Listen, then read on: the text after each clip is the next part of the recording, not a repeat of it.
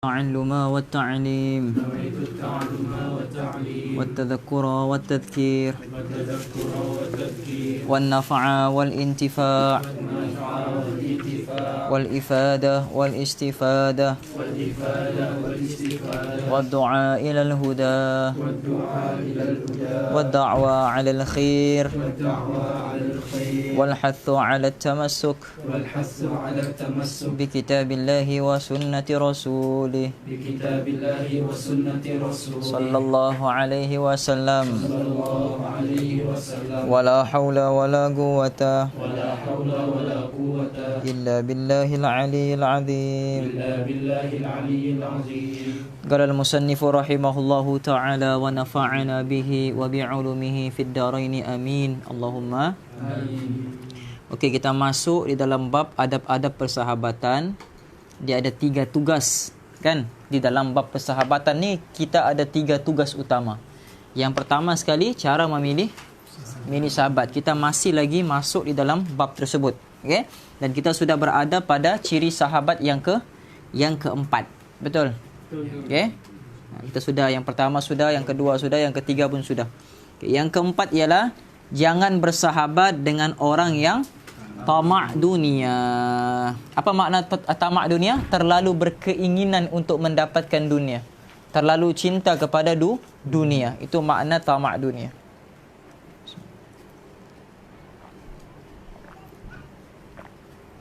Jangan engkau bersahabat dengan orang yang tamak dunia, kerana bersahabat dengannya adalah racun.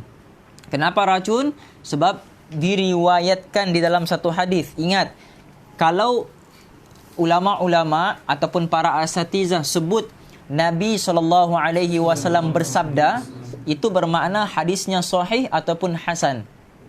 Okay? Tapi kalau ulama ataupun ustaz-ustaz yang mengajar kita menyebutkan diriwayatkan daripada Nabi, berkemungkinan besar hadis itu adalah dhaif. Itu dipanggil sirah tamrid. Sirah berpenyakit maksudnya. Menyebutkan sesuatu riwayat dengan menggunakan perkataan yang menunjukkan bahawa dalam hadis itu ada penyakit. Faham? Dalam bahasa Arab dipanggil ruwiyah. Ruwiyah, diriwayatkan. Faham? Jadi beza Nabi bersabda dengan diriwayatkan Nabi bersabda. Faham ni? Okey. Jadi kenapa kita tidak perlu berkawan dengan orang yang tamak dunia? Kerana orang yang tamak dunia ni, sahabat yang tamak dunia ni, dia akan menjadi racun. Kenapa racun? Sebab diriwayatkan Nabi bersabda, hubbud dunya ra'su ala kulli khati'atin. Cinta kepada dunia merupakan kepala bagi semua maksiat. Faham? Jadi kenapa pengarang mengatakan bahawa bersahabat dengan orang yang tamak dunia ni racun? Kerana dia dapat apa? Dia dapat mempengaruhi kita pula untuk cinta kepada dunia. Faham? Yang dapat membunuh, kerana tabiat itu cepat sekali meniru. Apa makna tabiat? Perangai manusia ni. Fitrah, itu makna tabiat. Fitrah manusia ni dia senang meniru. Maknanya meniru dari segi perbuatan, meniru dari segi percakapan. Dan mengikuti tabiat yang lain dan perangai yang baik, cepat sekali berubah menjadi jahat. Okey, perangai yang baik kalau mau diubah menjadi jahat sekejap saja. Tapi perangai yang jahat tu kalau mau diubah menjadi baik sangat sukar. Apa sebabnya? Hubbud dunia tadi. Faham? Sekira-kira kita tidak menyedarinya. Apa makna sekira-kira? Sekira-kira ni maksudnya apa?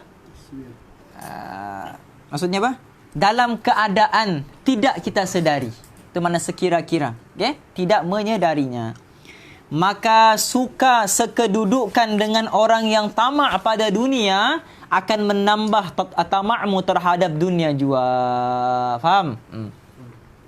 Al-mar'u ala dini khalili. Ingat tu ya. Seseorang itu akan mengikuti agama kawan dia. Makna agama ni, apa makna agama, Imran? Apa makna agama?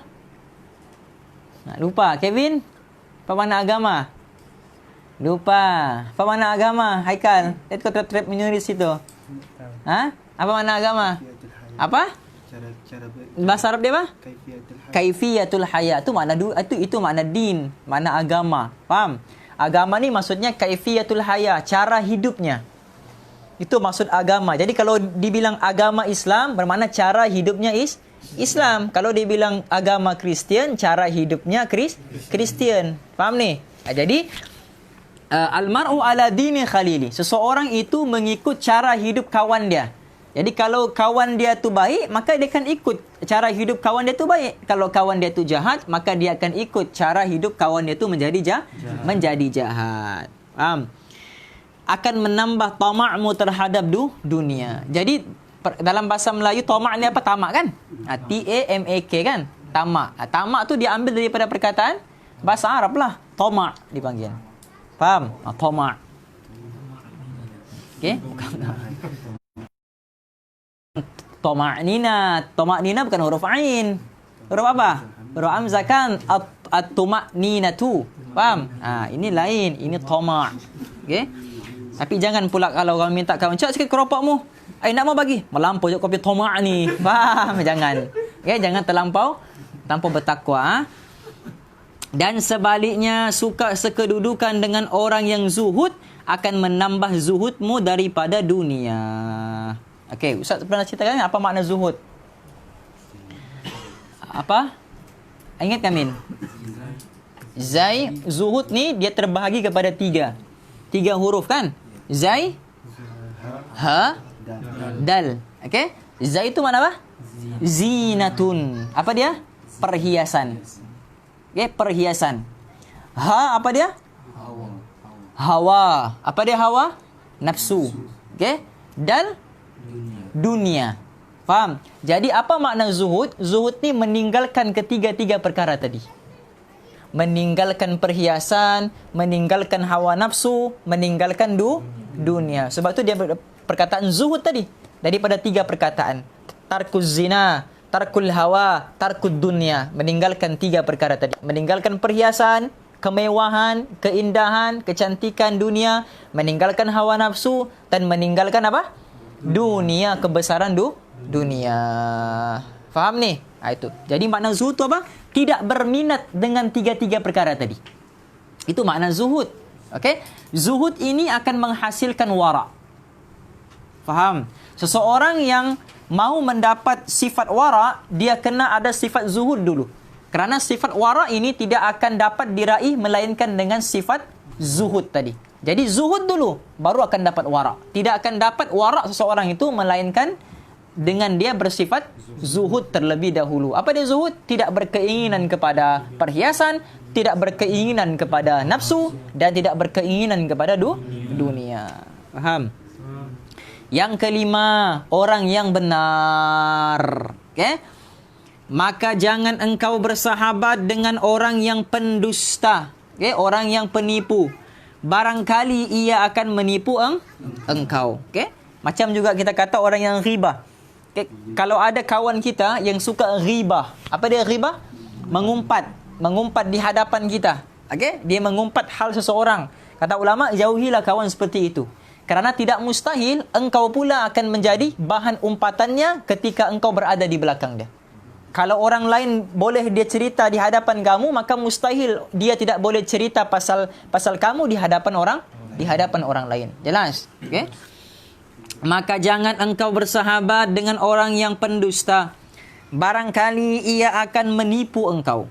Kerana ia laksana fata morgana. Apa dia fata morgana?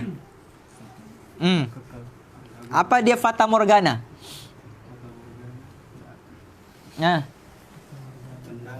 Ialah macam lagu siapa? Hijaz. Fata Morgana. Apa cakap macam mana? Kita indah dunia. Gitu kan lagunya. Siapa? Kita nak silap tu. Kita lagunya. Ya betul. Hijaz. Fata Morgana ni maksudnya yang berubah-ubah. Itu makna Fata Morgana. Sifat dunia ni sifatnya apa? Fata Morgana. Yang berubah-ubah. Itu makna Fata Morgana. Okey? Jadi kenapa kita perlu hindarkan kawan yang suka menipu? Sebab sifatnya patah morgana. Sifat dia baru-baru. Kejap dia cakap betul, kejap dia cakap dusta. Kejap dia cakap dusta, kejap dia cakap betul. Kejap dia cakap A, kejap dia cakap B. Begitu. Dia suka ubah-ubah cerita tu. Kerana ia laksana fata morgana yang seakan-akan mendekatkan yang jauh atau menjauhkan yang dekat. Maknanya apa? Maknanya sahabat yang dekat dia boleh pisahkan hanya dengan apa? Hanya dengan tipuan saja. Faham? Begitu. Maka inilah 5 syarat yang perlu engkau cari di dalam memilih sahabat. Barangkali susah engkau mendapatkan orang yang memiliki kesemua sifat-sifat ini. Walaupun pada orang-orang yang duduk mengaji di surau-surau atau duduk beribadat di dalam masjid. Oleh itu, tiada ada jalan bagimu kecuali engkau memilih satu di antara 2 jalan. Jadi mau cari 5 ni susah.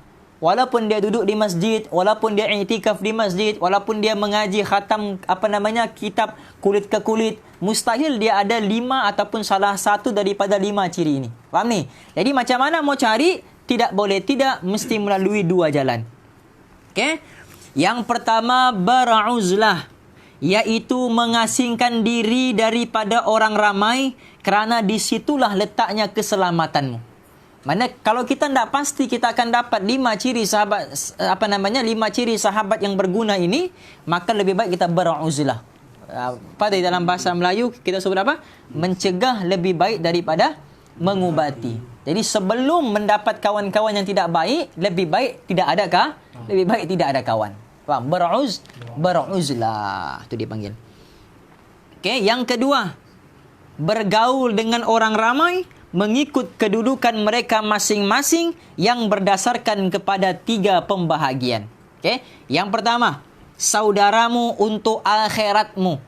Maka janganlah engkau perhatikan daripadanya kecuali hanya hal-hal agama. Maksudnya, kalau antum tengok kawan antum tu dhaif dari segi hal keduniaan, maka jangan berubah hatimu untuk mengambil dia sebagai sahabat. Karena kamu sudah fokus ini kawan untuk akhirat nanti. Maknanya syafaatnya mungkin syafaatnya kamu inginkan, mungkin doanya kamu inginkan, mungkin dia ni soleh, mungkin dia tu ini, mungkin dia tu itu. Faham ni? Kalau nampak agamanya baik, soleh, maka ambil dia sebagai sahabat akhiratmu. Yang kedua, saudaramu untuk duniamu. Maka janganlah engkau perhatikan daripadanya kecuali hanya akhlak yang baik saja. Faham ni? Maknanya kalau kawan yang bersifat dunia ni, yang banyak cakap sia-sia, yang banyak mengajak kepada keburukan misalnya, yang banyak kerja-kerja dunianya berbanding akhiratnya. Faham ni? Yang kita inginkan daripada dia satu saja, akhlak yang baik. Antum kena cari mana akhlak dia yang paling terbaik yang patut antum ikuti atau contohi. Jelas? Okey? Kerana mustahil di dalam satu kawanan kambing berwarna hitam, mustahil tidak ada satu yang ada berbulu berwarna putih. Jelas? Yang ketiga, saudaramu untuk kejinakan hatimu. Maka jangan engkau perhatikan daripadanya kecuali hanya keselamatanmu daripada kejahatannya, fitnahnya dan keburukan. Maksudnya apa? Maksudnya dengan kawan ini kita belajar sifat ridha, kita belajar sifat sabar, kita belajar sifat ihtiyat, berhati-hati. Faham? Semua kawan yang Allah hantarkan ke dunia ni untuk kita, semua ada dia punya pengajarannya yang tersendiri. Ada yang untuk akhirat, ada yang untuk untuk kita tiru akhlaknya, ada yang untuk kita berhati-hati daripadanya sebagai pengajaran dan juga tauladan. Di dalam perumpamaan lain, manusia itu terbahagi kepada 3. Faham? Yang pertama, orang yang seumpama makanan asasi yang tidak boleh tidak daripadanya. Mana kawan yang seperti mana? Makanan asas ataupun makanan asasi yang mesti kita ambil, yang mesti kita perlu. Kalau tidak ada satu hari ini kita akan lemah. Apa makanan asasi kita? Nasi. Kau mau sebut beras tadi kan? Beras tu makanan apa? Ayam. Paham? Bukan beras. Nasi. Daripada beras menjadi nasi. Paham ni? Jadi makanan asasi kita apa? Nasi. Faham? Kalau satu hari tak makan nasi, apa berlaku Mazlan? Dia akan jadi Jadi ada kawan yang sifatnya seperti mana makanan asasi, yang tidak boleh tidak satu hari itu kita mesti ambil juga istifadah daripada dia. Faham ni? Okey. Yang kedua, orang yang seumpama ubat yang diperlukan pada masa-masa tertentu saja, bukan setiap masa. Jadi ada kawan-kawan kita ni yang seperti mana ubat. Okey? Tak perlu selalu ada. Tapi kalau dia ada, akan menyembuhkan. Dia begitu. Okay? Ada misalnya kawan-kawan kita yang rapat, yang sudah jauh, merantau kan.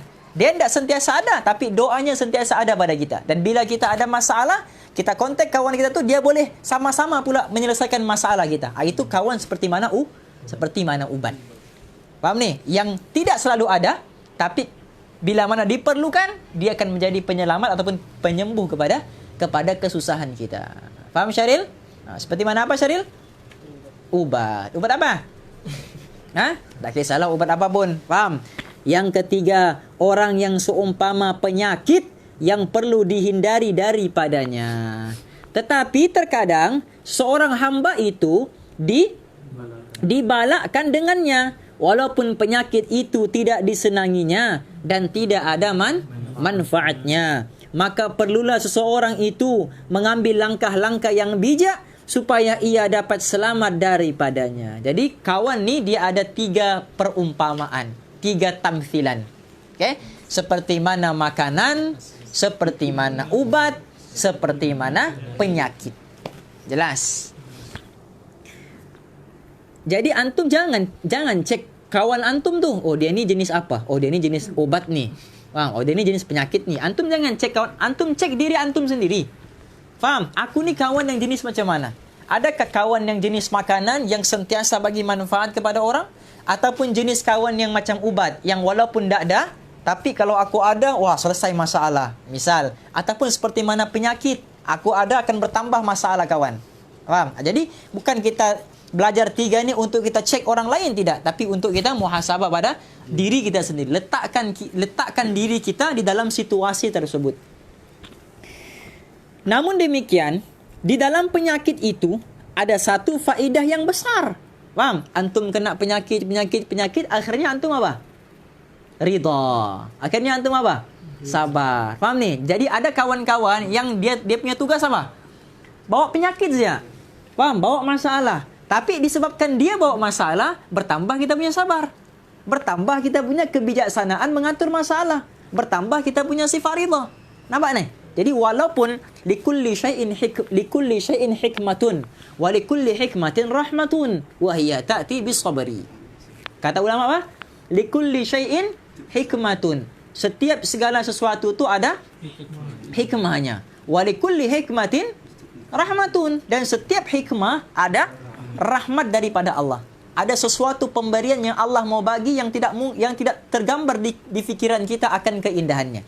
Tapi mau dapat rahmat tu macam mana? Wahiyya ta'ti bis-sabri, hanya dengan kesabaran.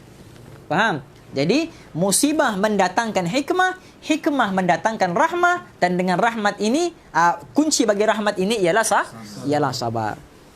Okey? Namun demikian, di dalam penyakit itu ada satu faedah yang besar seandainya engkau mampu menghadapinya, yaitu apabila engkau cuba memperhatikan keadaannya dan kesan yang buruk, lalu setelah itu engkau pun menjauhkan diri daripadanya. Pernah orang bertanya kepada Nabi Isa alaihi salatu wassalam, siapa sebenarnya yang mengajar adab-adab kepadamu?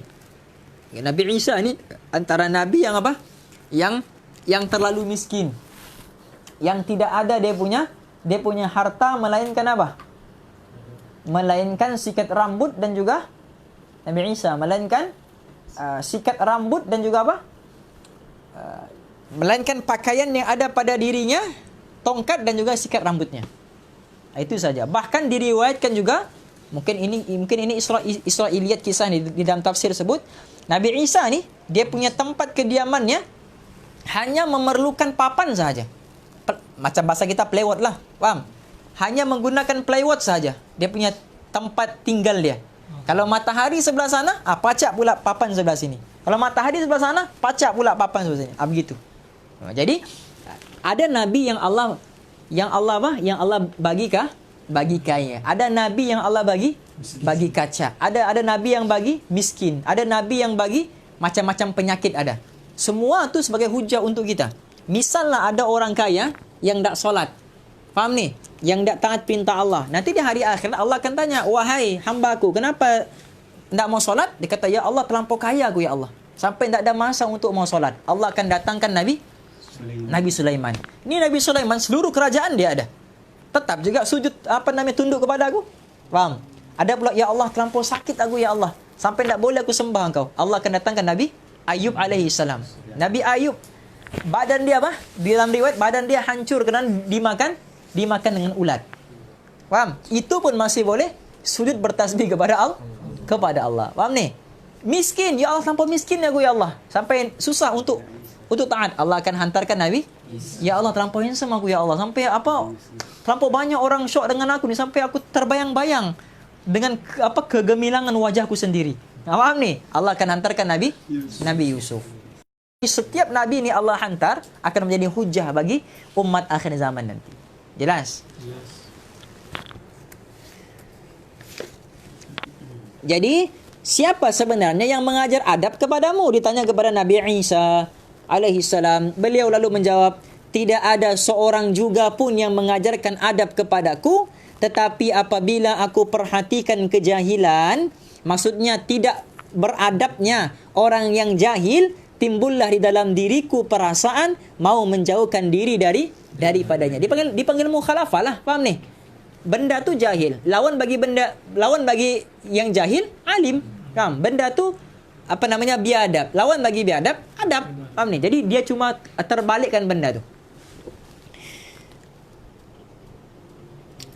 Sungguh benar perkataan Nabi Isa alaihi salatu wassalam itu, jikalau orang ramai menjauhkan diri daripada membuat apa-apa yang mereka benci, orang lain membuatnya terhadap diri mereka, nescaya sempurna sekalian adab dan masyarakat tidak perlu lagi kepada orang yang mengajarkan adab kepada mereka.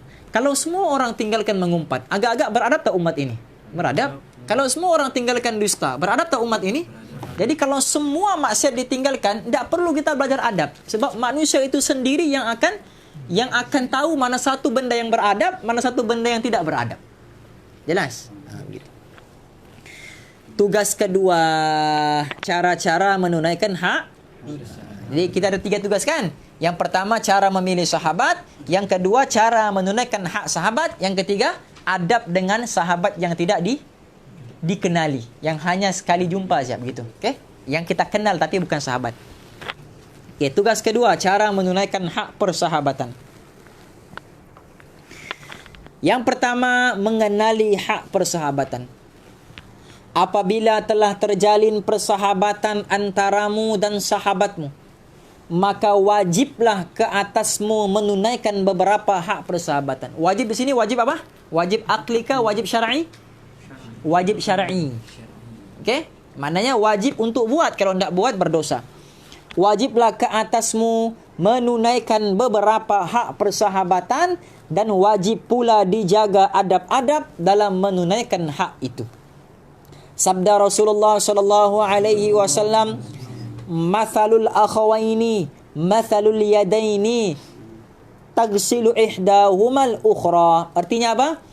Perumpamaan dua orang yang bersaudara, akhawain. Okey? Perumpamaan dua orang yang bersaudara, mathalul yadain, seperti mana perumpamaan dua tangan ni. Di mana yang satu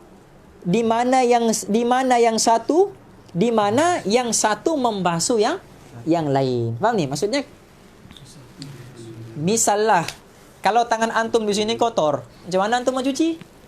Perlu menggunakan tangan kanan untuk cuci.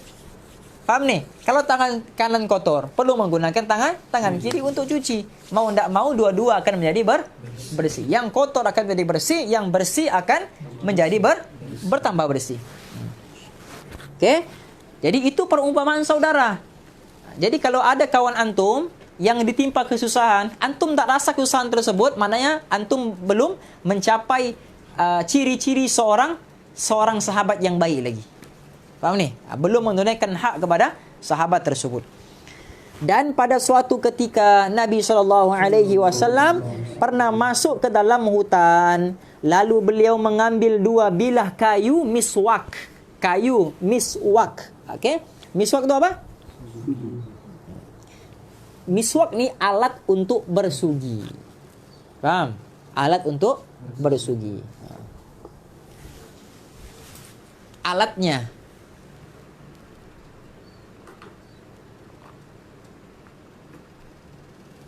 Kalau siwak, apa beza miswak dengan siwak? Kalau miswak alat sugi, siwak sugi, apa beza dia? Miswak alat sugi, siwak perbuatan bersugi. Faham? Nah, macam fatah, inna fatahna. Apa makna fatah? Buka. Alat untuk membuka? Miftah. Kunci. Faham? Miftah, miswak. Gitu. Okey?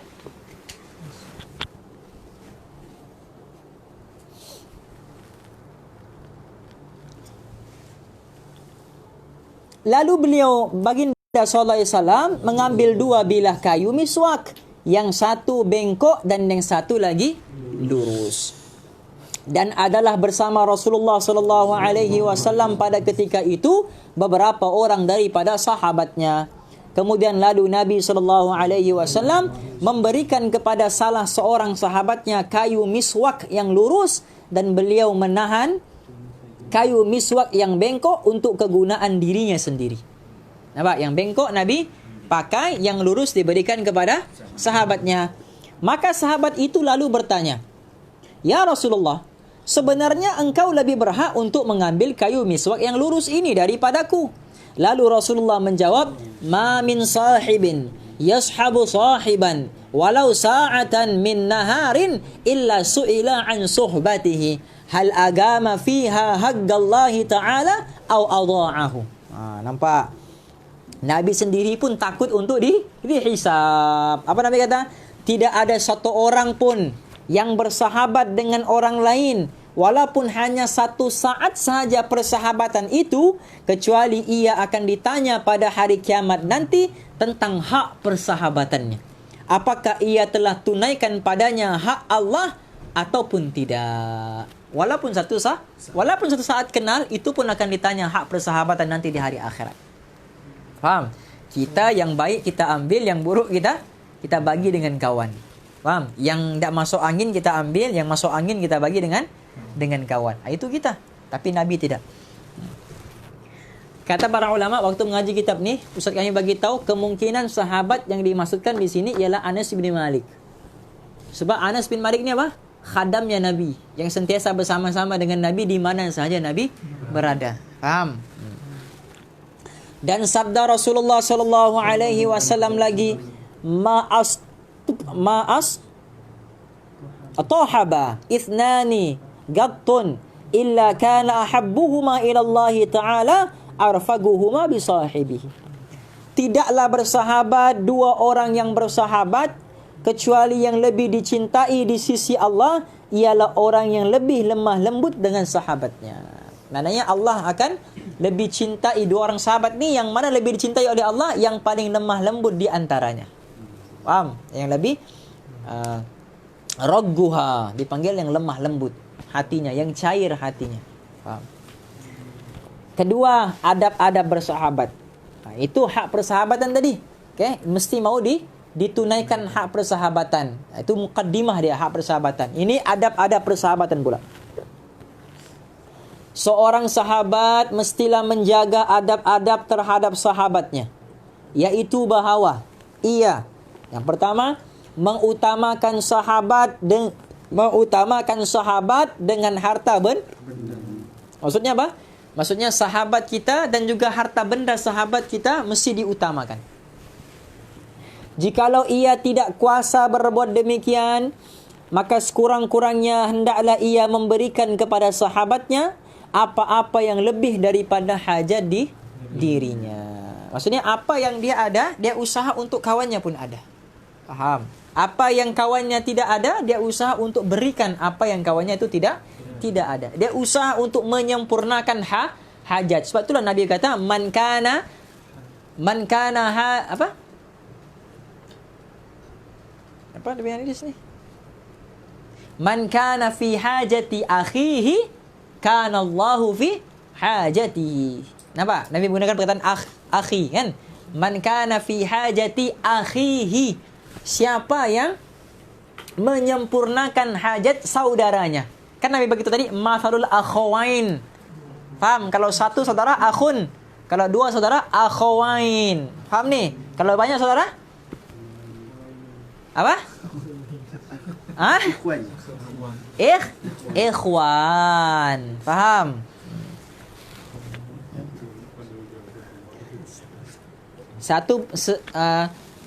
Satu saudara perempuan? Apa? Ukhtun? Apa?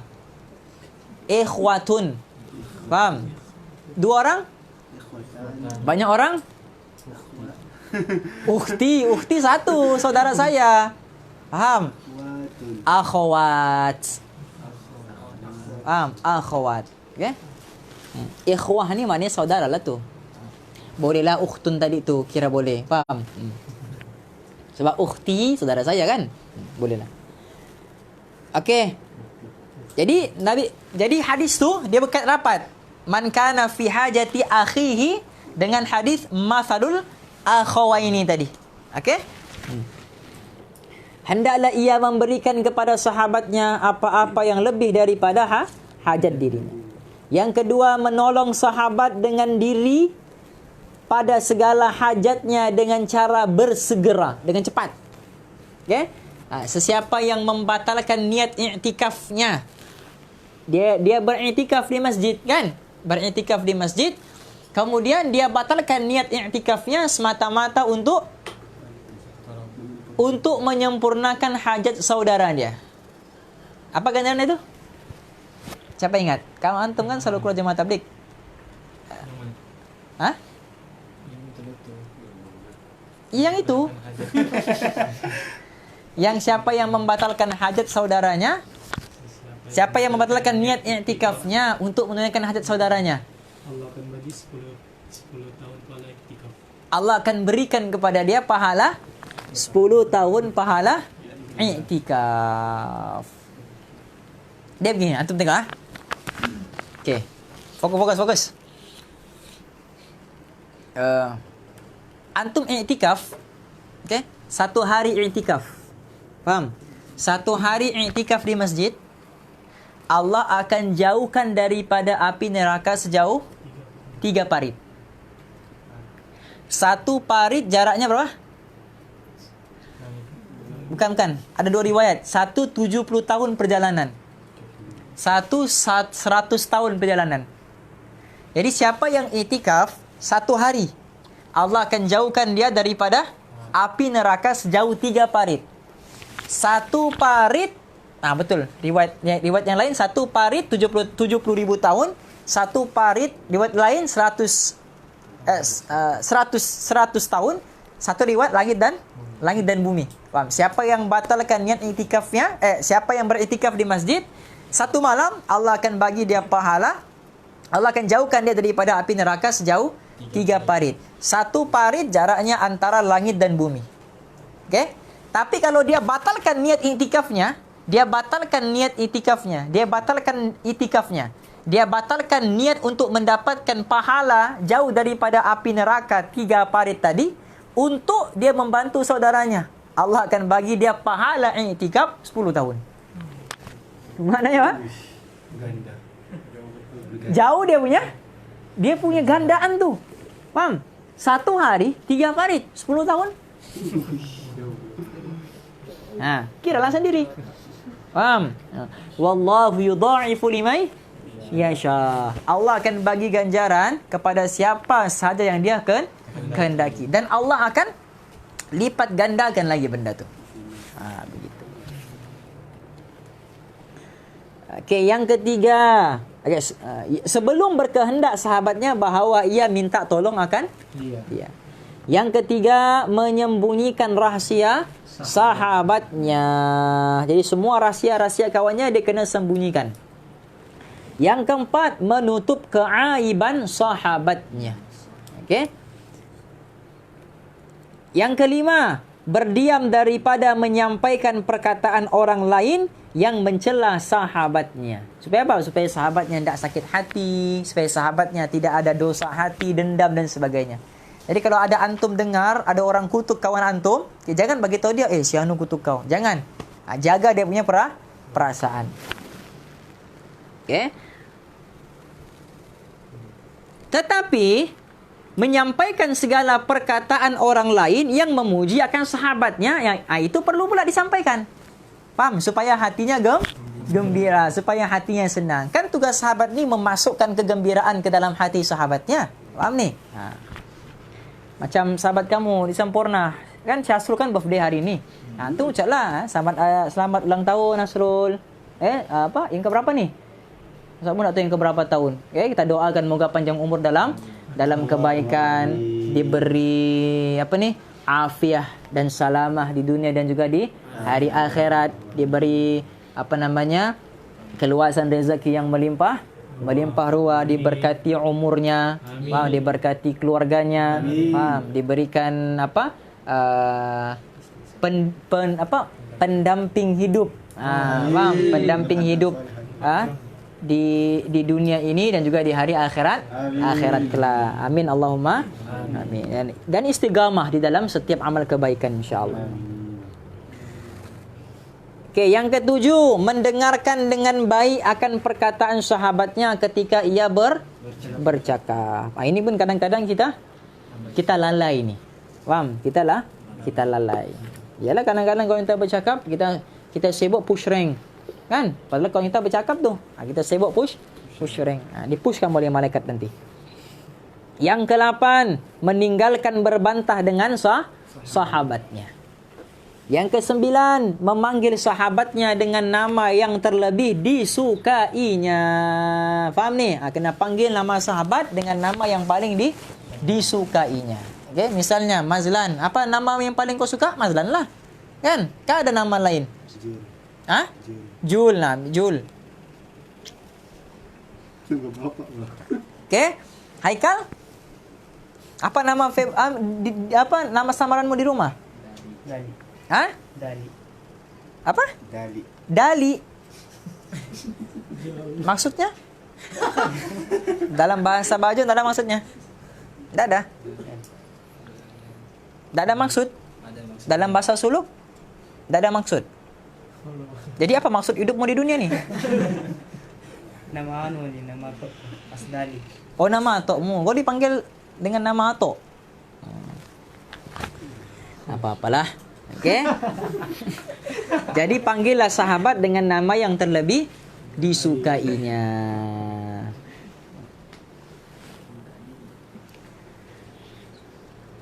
Yang ke-10, memuji sahabatnya dengan apa yang diketahui daripada kebaikannya. Jadi kalau ada kawan kita buat baik, puji. Tapi puji tu jangan terlampau puji sampai menjahanamkan dia. Faham ni? Puji sahaja dengan pujian yang tidak melampaui batas. Amin. Ni penuh tadi tu. Ni pakai ni.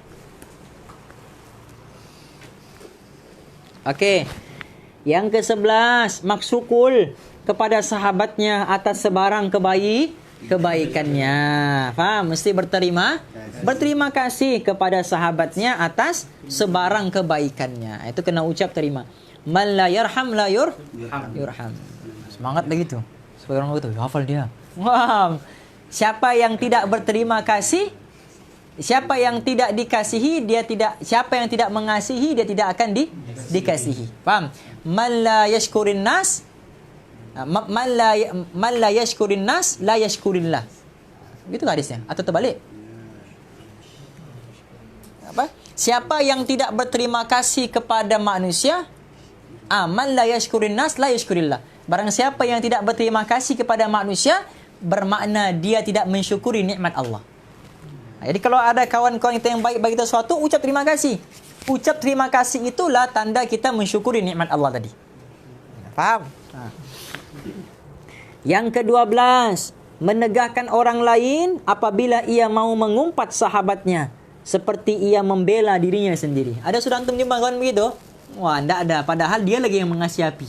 Faham? Supaya antum diumpat lagi. Yang ke-13, memberi nasihat dengan cara yang lemah lembut dan bahasa yang halus apabila ia berkehendak menasihati sahabatnya. Okey, sebagian ulama kata wajib kita bagi nasihat kepada kawan kita kalau dia minta nasihat daripada kita. Hukumnya wajib. Faham? Sebab apa? Sebab agama itu adalah nasihat. Yang ke-14, memaafkan daripada sebarang kesilapan dan kesalahan sahabatnya, maka janganlah ia mencelanya. Faham? Nah, jadi jangan antum tidak maafkan kesalahan dan kesilapan kawan. Jangan sampai cakap aku nak maafkan kau carilah aku di padang mahsyar nanti. Faham? Begitu. Padahal dia pun banyak dosa-dosa dia dengan orang lain juga. Faham ni? Dia tak fikir pula. Dia tak fikir pula yang dia perlu mencari orang lain juga untuk minta maaf. Jangan anggap Allah tu bapa antum. Faham? Jangan anggap syurga tu milik antum. Sampai orang pula yang mau cari antum di padang mahsyar, antum tak pula mencari. Okay? Yang ke-15, mendoakan sahabatnya apabila ia duduk bersendirian. Antara doa yang makbul ialah doa orang lain kepada orang lain tanpa diketahui doanya kepada orang lain tersebut. Ketika sahabatnya itu masih hidup ataupun setelah ia wafat ataupun mati. Okey. Yang ke-16, mengekalkan kecintaan terhadap keluarga sahabatnya selepas daripada kematian sahabatnya. Ini cara adab berkawan selepas kawan kita mati. Selepas kawan kita mati, antara adab kita masih berkawan dengan dia, iaitu kita berkawan dengan kawan-kawan kita yang sudah mati itu. Yang kedua, menziarahi keluarganya atau membina hubungan dengan keluarga kawan kita yang sudah mati tadi. Faham? Begitu cara dia. Supaya apa? Supaya mengubati hati ataupun kerinduan keluarga itu kepada si mati. Ya, itu.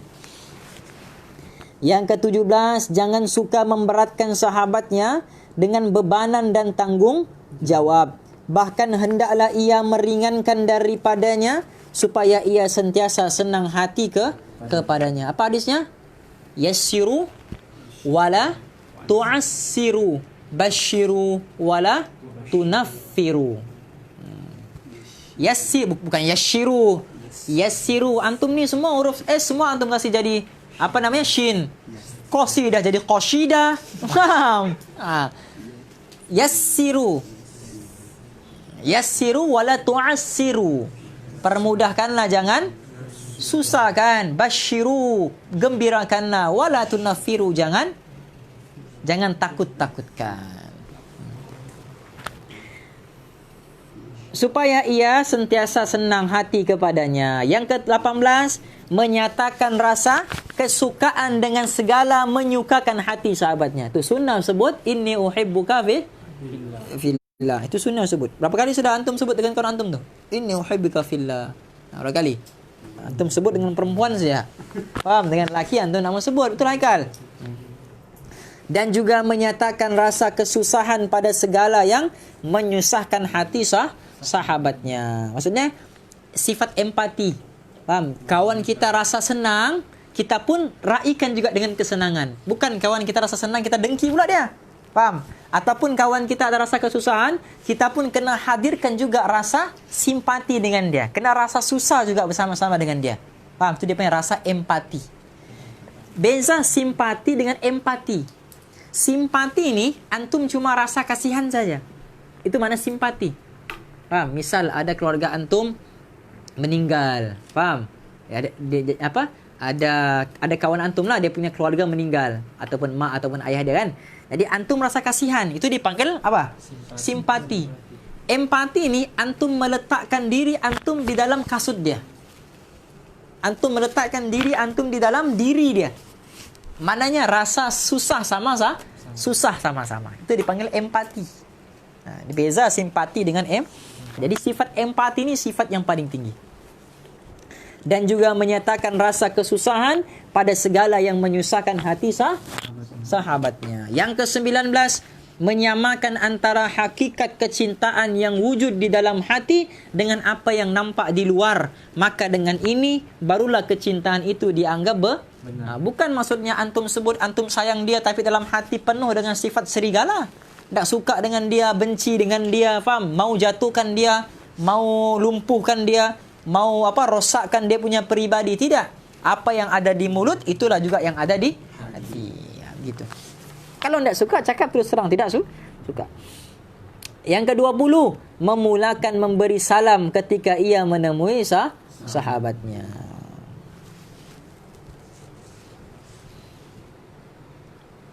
Kan dalam hadis Nabi itu sebab apa? Haqqul muslim 'alal muslim khamsah. Dalam riwayat yang lain sittah. Kan hak seorang muslim ke atas seorang yang muslim yang lain ada 5. Yang pertama sekali apa? Raddus salam. Mengembalikan maknanya kalau bagi salam, jawab.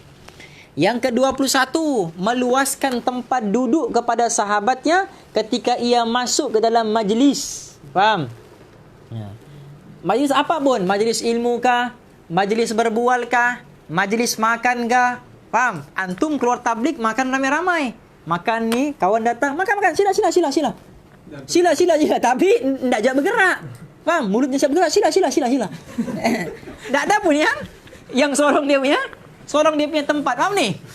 Semua tunduk bawah, kawan datang, semua tunduk bawah. Sila. Macam mana tu?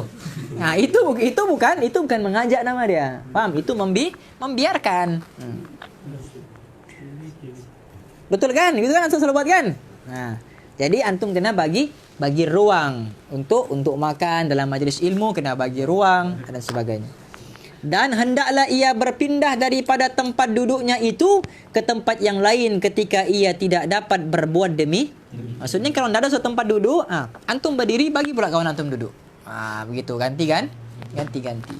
Yang ke-22, hendaklah ia bangkit menghantarkan sahabatnya itu sehingga sampai ke pintu rumahnya. Paham? Bukan sampai pintu rumah kawannya tu. Paham? Antum hantar kawan antum sampai pintu rumahnya, dia pula antar antum pergi sampai pintu rumah antum sampai kiamat. Enggak sampai, paham? Maksud sampai pintu rumahnya ni, sampai pintu rumah antum. Maksudnya kalau kawan antum ziarah antum, paham? Dia mau balik kan? Hantar sampai pintu rumah antum. Ataupun hantar sampai pagar terakhir yang membezakan rumah antum dengan kawasan luar. Biasanya pagar lah. Macam rumah Ustaz ni di bawah ni lah pagar ni. Faham? Bukan pagar rumahnya pula. Itu sampai kiamat tidak akan selesai. Ketika keluar ia daripada rumahnya. Yang ke-23, hendaklah ia berdiam ketika sahabatnya bercakap-cakap sehingga ia selesai daripada percakapannya, dan janganlah ia suka mencelah ketika sahabatnya sedang bercakap. Faham tu Mas Lan? Okay? Ringkas kata, hendaklah seorang sahabat itu bermuamalah atau bergaul dengan sahabatnya seperti cara yang ia sukai orang lain bermuamalah seperti mana kita mau orang bermuamalah dengan itu juga kita bermuamalah dengan orang. Maka sesiapa yang tidak mencintai untuk sahabatnya akan sesuatu yang ia cintai bagi dirinya sendiri, maka persahabatannya masih tidak ikhlas dan masih mempunyai unsur-unsur munafik, dan persahabatan itu akan membawa kepada kebinasaan di dunia dan akhirat. Wal'iyadzubillah. Maka inilah adab-adab yang mesti engkau jaga pada hak saudaramu yang engkau buat sahabat akan dia. Jadi antum kalau dijemput ceramah, Assalamualaikum Ustaz, ini Ustaz Rafi ke ya? Iya, Ustaz Rafi Al-Hafiz. Wah, dia lebih tambah sendiri. Ustaz punya jadual kan malam ni? Iya. Ada tajuk ke Ustaz? Antum tak tahu sudah apa? Adab-adab bersahabat. Paham? Satu ni antum goreng 30 minit selesai. Paham? Padahal ada 23 di situ. Paham? Jelas ni? Jadi sudah boleh antum ceramah. Okey? Wallahu a'lam. Selesai di tugas yang kedua. Okey, jadi nanti ceraian ketiga, adab-adab dengan orang yang kita kenali pula.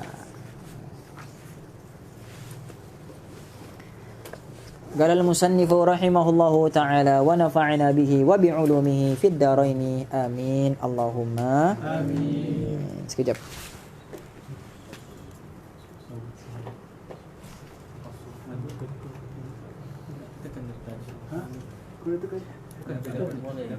Tak boleh tertekan.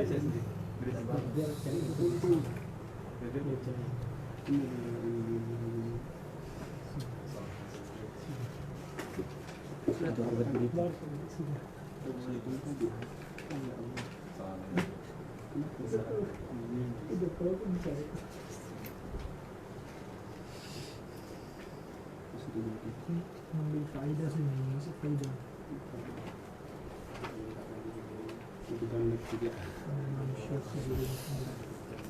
Okey, insyaAllah.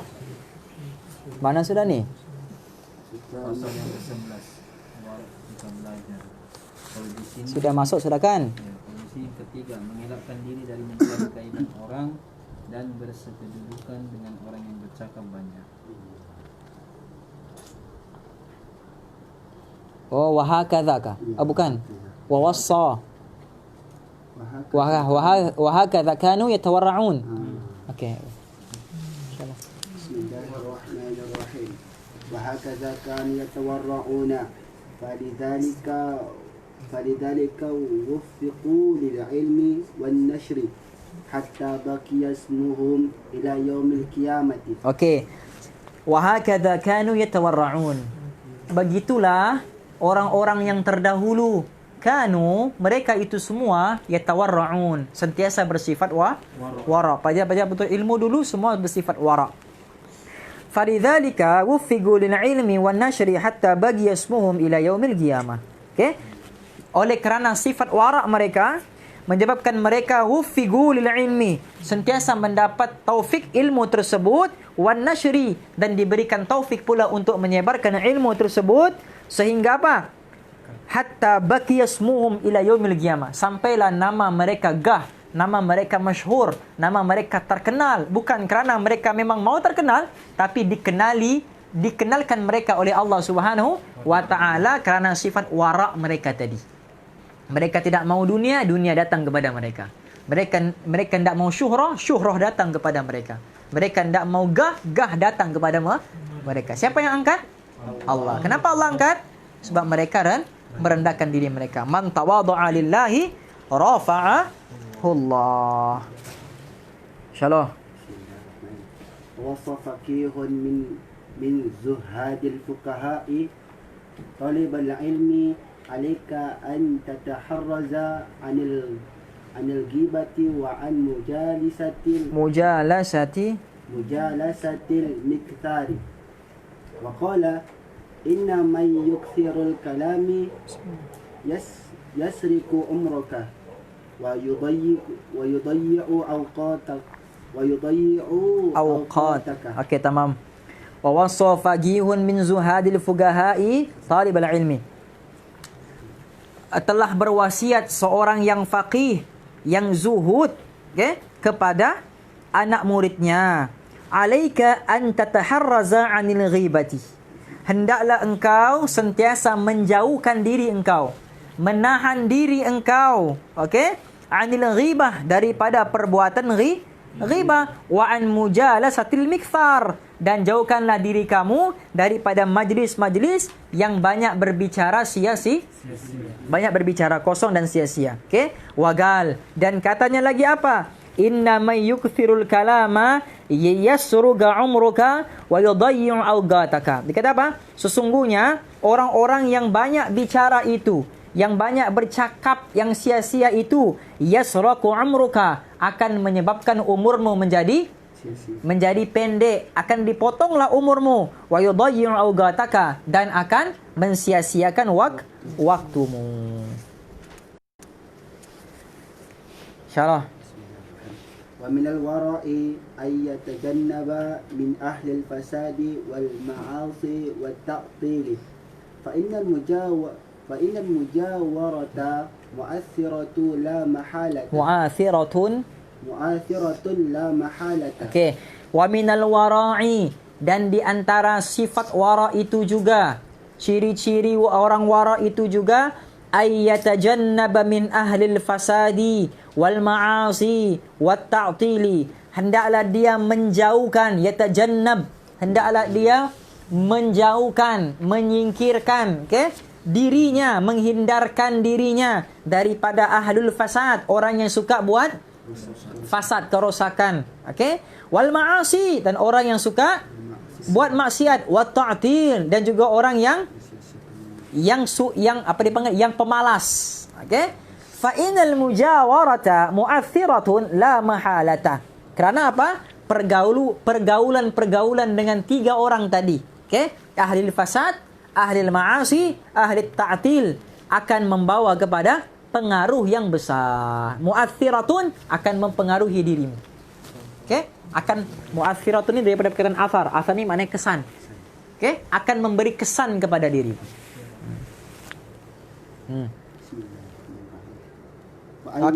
Ini masuk dalam bab adab penuntut ilmu yang seterusnya. Menghadap kiblat. Ini bab baru, bab menghadap kiblat. Insyaallah. Bismillahirrahmanirrahim. Wa ayyajlisa mustaqbilal qiblati wa yakuna mustannan wa yakuna mustannan bi sunnatin nabiyyi sallallahu alaihi wasallam wa yaktanima da'wata ahlil khairi wa yataharraza an da'watil mazlumin. Mazlumin. Wa ayyajlisa mustaqbilal qiblah. Hendaklah penuntut ilmu itu ketika belajar hendaklah sentiasa menghadap ke arah kiblat. Faham? Antum menghadap apa ni? Kiblat lah ni, kiblat kan sana. Jadi ustaz pun perlu menghadap kiblat kah? Kalau ustaz menghadap kiblat, siapa guru antum? Wa yakuna mustannan bi sunnatin nabi sallallahu alaihi. Hendaklah juga sepanjang belajar itu diusahakan untuk mengikuti sunnah-sunnah Nabi sallallahu alaihi wasallam. Wa yaghtanima da'wata ahlil khairi, dan hendaklah dia sentiasa memohon doa daripada orang-orang yang sentiasa buat baik. Sebab tu kalau jumpa orang soleh ke, jumpa orang baik ke, minta doa dulu baru minta selfie. Faham? Antum minta selfie dulu. Jumpa ulama datang sini, selfie dulu. Faham? Jumpa ulama sini, selfie dulu. Doa tu di belakang. Padahal doa tu lebih mahal. Faham? Antum menggunakan kepopularitian ulama untuk mempopularitikan diri antum sendiri. Faham? Itu banyak orang begitu tu. Faham ni? Banyak orang begitu. Wa yataharraza an da'watil mazlumin, dan menghindari doa orang-orang yang terniaya. Sebab apa? Sebab Nabi kata ittaqu da'watal mazlum fa in apa? Dia ada begitu, fa innahu laisa bainaha wa bainallah hijabun. Takutlah kamu akan dosa orang-orang yang dizalimi, kerana dia dengan Tuhan tidak ada hijab. Faham? Doanya dengan Tuhan tidak ada hijab. Maka semua ini adalah termasuk perbuatan wara' tadi. Jauhi ahli fasad, jauhi ahli ma'asi, jauhi ahli ta'til. Faham? Kemudian apa? Menghadap kiblat, banyakkan mengikut sunnah Nabi, sentiasa minta doa dengan ahli khair, dan minta jauh daripada doa orang-orang yang mazlum, orang-orang yang dizalimi. Bismillahirrahmanirrahim. Wa hukiya anna rajulaini kharaja fi talib al-ilmi li ghurbati wa kana syarikaini fil ilmi faraja'a ba'da sinina ila baladihima wa qad faqaha ahaduhuma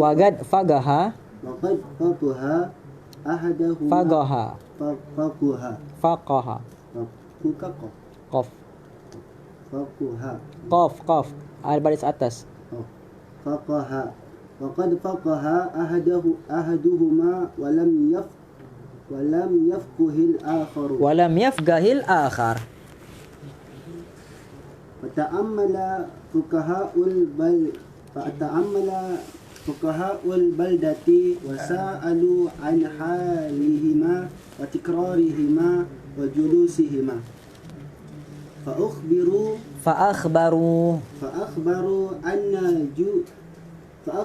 أن جلوس الذي تفقه في حال التكرار كان مستقبل القبلة والمصري الذي حصل علمي فيه. حصل العلم فيه. والآخر كان مستدبر القبلة ووجهه إلى غير المصري. Okey, ada dua orang, okey, rajulaini kharaja, ada dua orang keluar pergi menuntut ilmu. Okey? Kemudian apa? Wa kana syarikaini, dan mereka sentiasa bersama-sama. Enggak apa? Antum ada sini je, ada masalah. Okey, dua orang pergi sama-sama. Okey, faraja ba'da sinin, maka lepas menuntut ilmu apa semua, maka pulanglah mereka ke kampung halaman mereka. Faham? Setelah beberapa tahun belajar tadi. Okey? Dan hasilnya apa? Satu orang itu menjadi alim, satu orang itu tidak menjadi alim yang bersangatan. Walaupun dua-dua belajar ilmu agama, tapi yang satunya alim masyhur, yang ini pula tidak terlampau alim, biasa-biasa saja dia. Ulung. Okey? Bukan alim. Kemudian jadi ahli-ahli fiqh pada waktu itu bertanya kepada tentang mereka berdua. Kenapa yang satu ini boleh jadi alim, yang satu ini tidak boleh jadi alim, sedangkan sama-sama belajar? Maka diperolehilah maklumat daripada banyak sumber tempat mereka belajar dulu bahawa apa? Kana mustaqbil al-qiblati wal misri alladhi hasala ilmu fihi. Okey? Fa akhbaru anna julus alladhi tafaqaha fi hal tikrar. Dibagi tahu apa? Rupa-rupanya yang jadi alim itu waktu belajar dan waktu mengulang kaji, dia selalu duduk menghadap ke arah kiblat. Okey? Dan yang satu lagi itu sentiasa membelakangi kiblat. Okey? Dan yang satu tadi bukan siap menghadap kiblat, tapi juga dia sentiasa menghadap ke tempat dia belajar ilmu tersebut. Macam Habib Munzir lah. Habib Munzir kan, dia bukan saja menghadap kiblat. Dia tidak akan membelakangi kiblat dan tidak akan membelakangi tempat di mana dia belajar agama.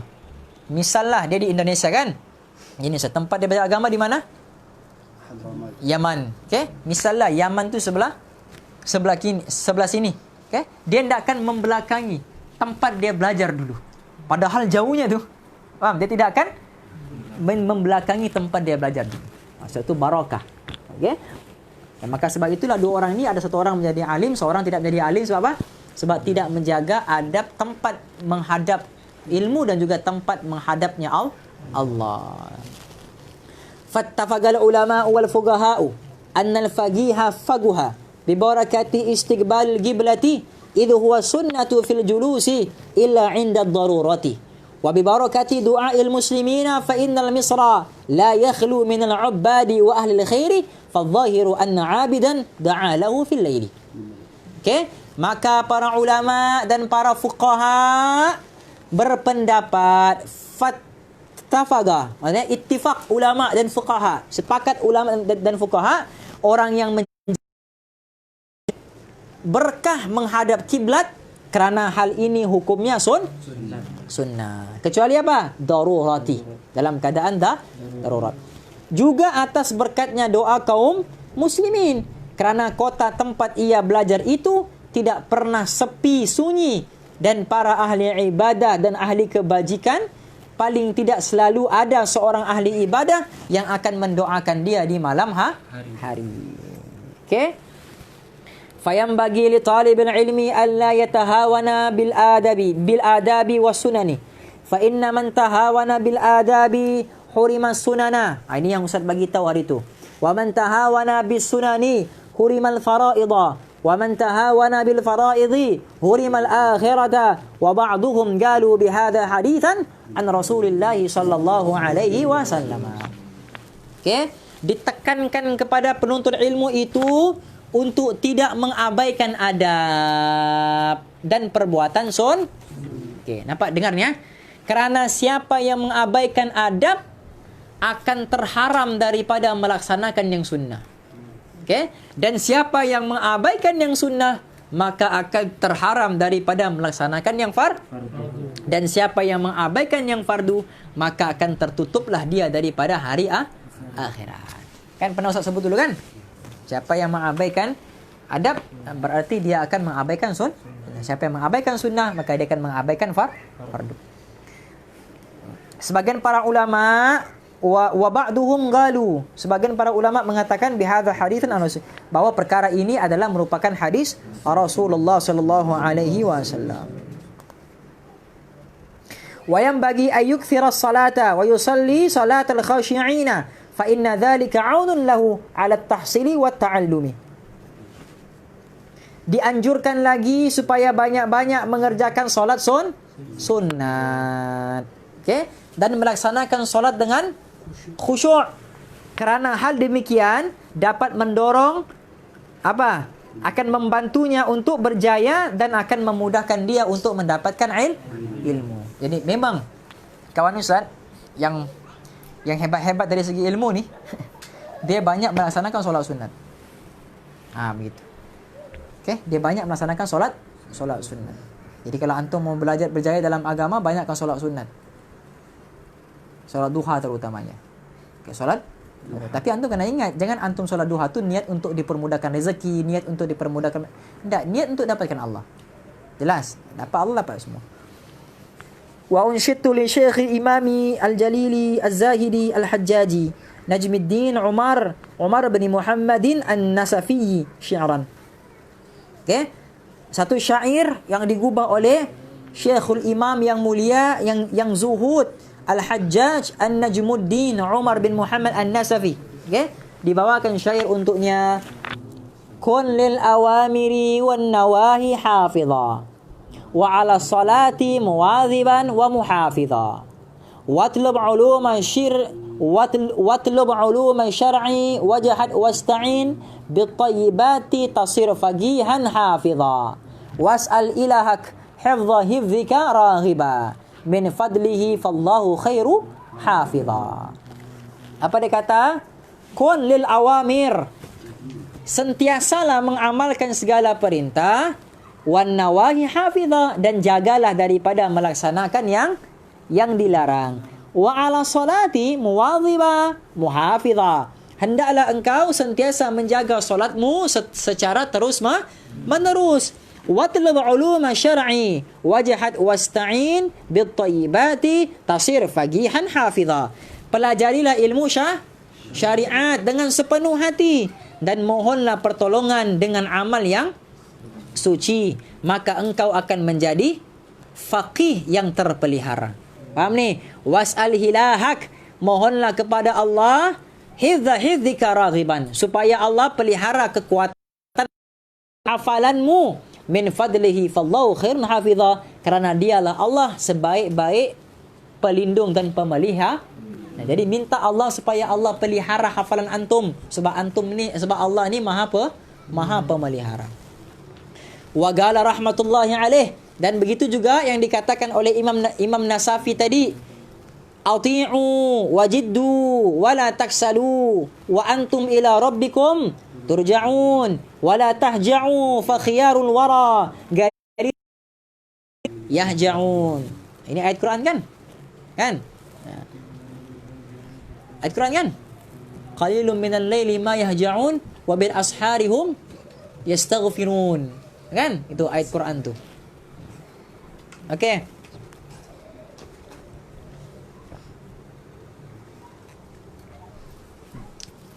Ati'u. Apa makna ati'u? Taatlah. Okey? Wajiddu. Bersungguh-sungguh.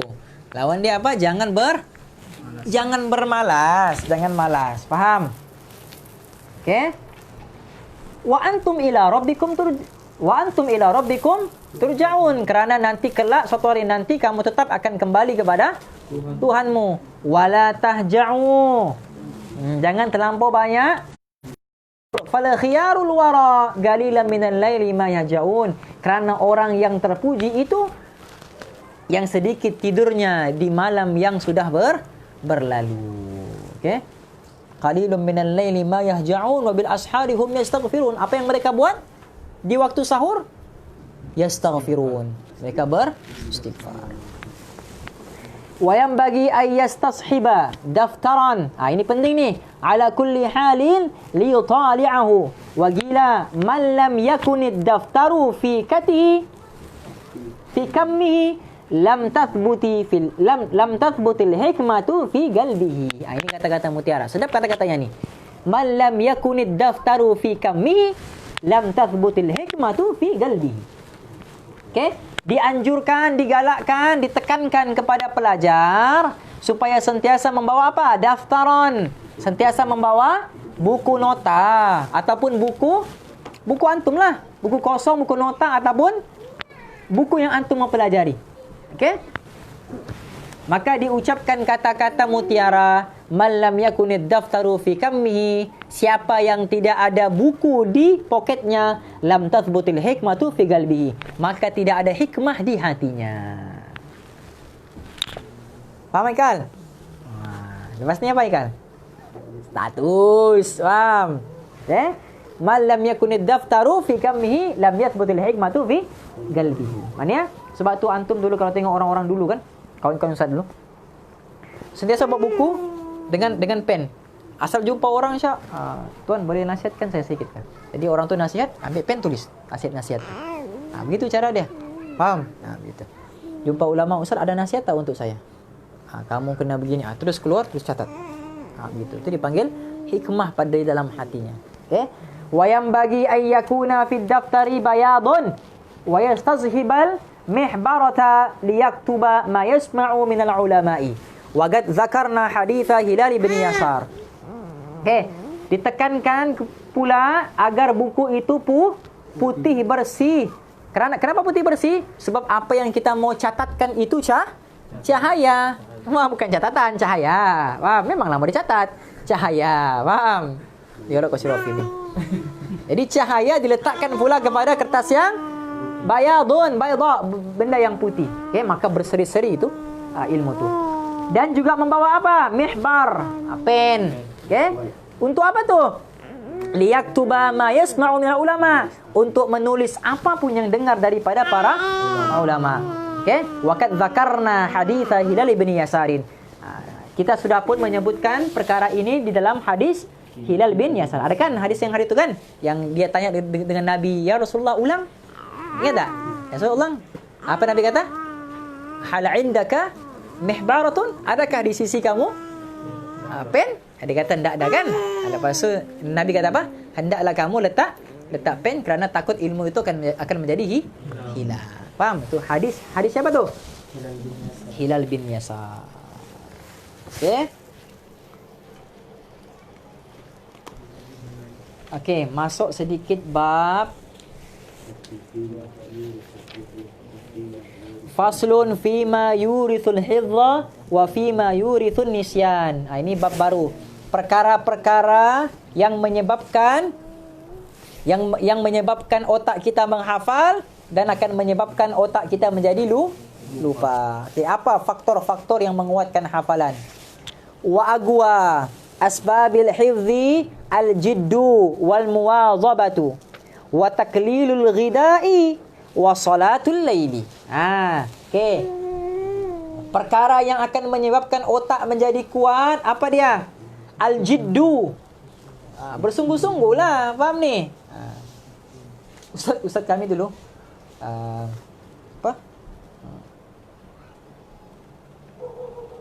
bila ditanya, "Ustaz, apa cara supaya cepat hafal Quran?"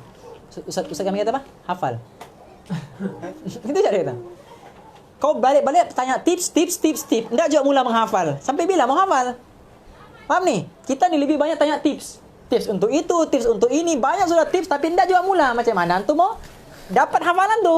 Faham ni? Jadi Ustaz boleh minta ke tips cara hafal Quran dengan laju? Hafal. Itu cara dia jawab. Faham ni? Maknanya apa? Maknanya buat dulu.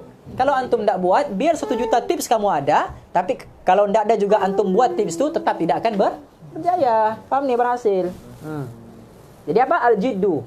Man jadda wajada. Okey, kena ada bersungguh-sungguh. Okay. Apa lagi? Wal muwadhabah. Kena istiqamah. Kena berterusan tu. Apa lagi? Wa taglilul ghida.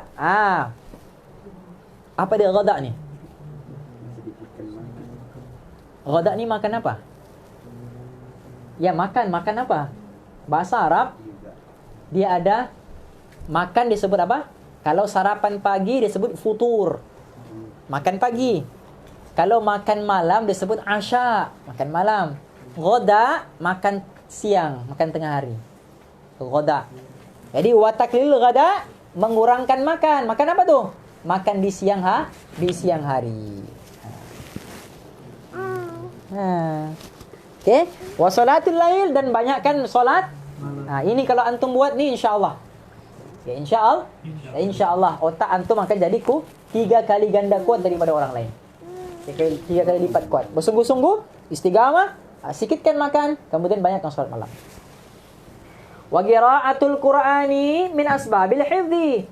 Gila, laisa syai'un azyad lil hifdzi min qira'atil Qur'ani nadharan. Ini pun ustaz kami pernah sebut. Dia kata apa? Membaca Al-Quran ni juga termasuk salah satu daripada asbab mudahnya hafalan. Okey? Dikatakan apa? Laisa syai'un, tidak ada sesuatu pun yang lebih kuat, yang lebih menambahkan kekuatan hafalan kecuali membaca Al-Quran dengan melihat mushaf. Satu ustaz kami beritahu, sebelum subuh sekurang-kurangnya kena peruntukkan masa 30 minit untuk membaca Al-Quran dengan lihat mushaf. Walaupun dia hafiz Quran sekalipun. Faham ni? Dengan melihat mushaf. Wa qira'atu nadharan afdalu. Liqauli sallallahu alaihi wasallam, afdalu a'mali ummati qira'atul Qur'ani nadhara. Okay, jadi membaca Al-Quran dengan melihat mushaf itu lebih afdal. Kenapa? Berdasarkan hadis Nabi, seafdal amalan bagi umatku ialah membaca Al-Quran dengan melihat mushaf. Okay.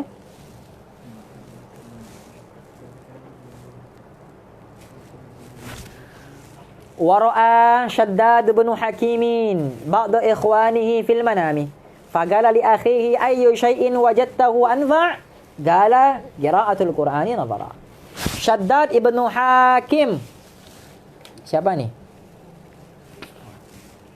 Shaddad ibn Hakim pernah bermimpi bertemu kawannya yang sudah mati.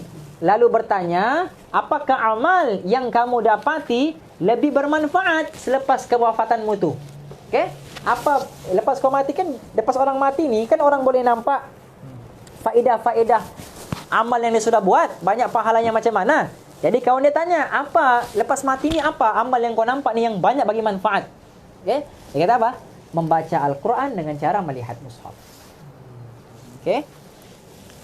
Wa yaqulu 'inda raf'il kitabi. Okey?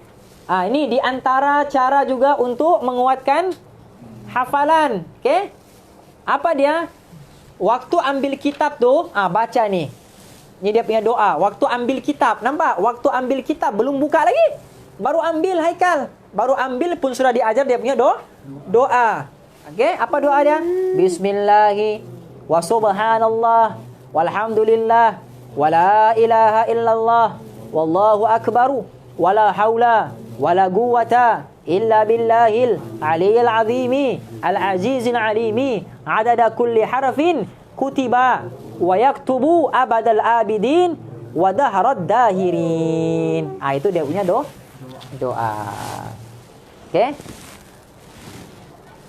Dalam peta penuntut ada dia bagi kah? Ada.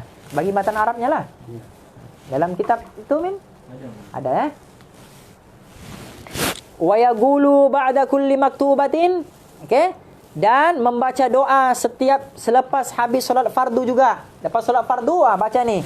Amantu billahi al-wahidil ahadil haqqi wahdahu la syarika lahu wa kafartu bima siwahu. Itu dia punya doa. Okey?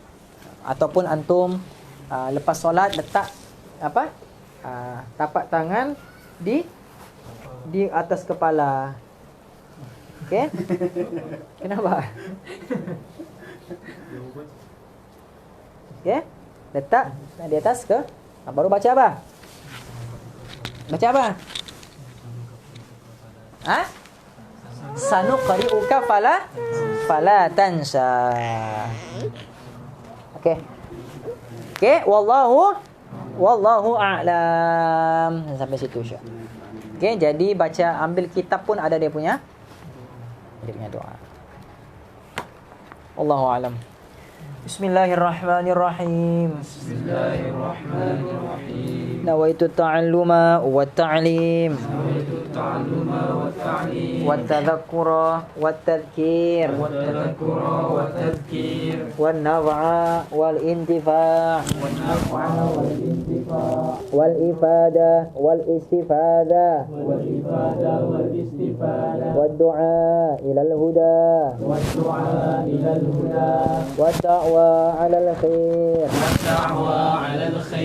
wal hathu 'ala at-tamassuk bi kitabillahi wa sunnati rasulih sallallahu alaihi wasallam wala haula wala quwwata illa billahil aliyyil azim. Bismillahirrahmanirrahim. Allahumma rzuqna ru'yatan Nabil Mustafa sallallahu alaihi wasallam fid dunya wal akhirah wa khususan fi hadhihi al-laila fi manamina. Ya Allah, kurniakanlah kami untuk melihat wajah kekasihmu Nabi Muhammad sallallahu alaihi wasallam di dunia dan juga di hari akhirat, khususnya pada malam ini dalam mimpi-mimpi kami, khususnya pada malam ini dalam mimpi-mimpi kami, khususnya pada malam ini dalam mimpi-mimpi kami. Rabbana atina fid dunya hasanah wa fil akhirati hasanah wa qina adzabannar. Wa sallallahu tabaraka wa ta'ala ala khairi khalqihi sayyidina Muhammad. Subhana rabbika rabbil izzati amma yasifuna wa salamun alal mursalin. Alhamdulillahi rabbil alamin. Amin Allahumma amin. Hadza wa billahi taufik. Assalamualaikum warahmatullahi wabarakatuh.